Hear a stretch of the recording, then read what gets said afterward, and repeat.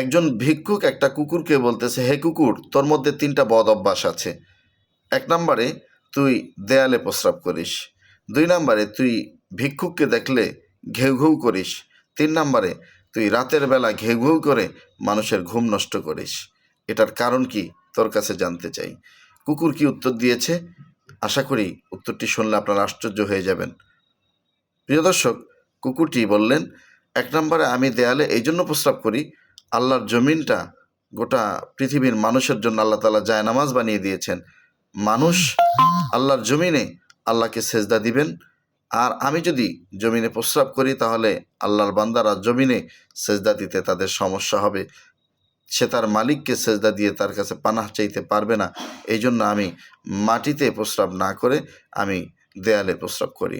2 নম্বরে ভিক্ষুককে দেখলে আমি এই জন্য ঘেউ ঘেউ করি, ভিক্ষুককে বুঝাতে চাই যে আসলে দেওয়ার মালিক দুনিয়ার কোনো মানুষ নয়, দেওয়ার মালিক হলেন আল্লাহ তাআলা।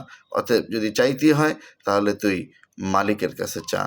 3 নম্বরে আমি মানুষের ঘুম এই জন্য নষ্ট করি ঘেউ ঘেউ করে, মানুষকে বলার চেষ্টা করি, হে মানব, তুমি সারাদিন অনেক পাপ করেছ, অনেক ঘুমিয়েছ, আর ঘুম নয়, এখন ওঠো, তোমার মালিকের সান্নিধ্য অর্জন করো, তোমার মালিককে এই রাতে জেগে একাকিত্বের মধ্যে তুমি তাকে সেজদা দাও এবং তার কাছে যা চাইবা সেই মালিক তোমার চাহনি পূরণ করে দিবেন, এবং তুমি তার কাছে ক্ষমা চাও তোমার পাপের জন্য, তিনি তোমার পাপকে ক্ষমা করে দিবেন।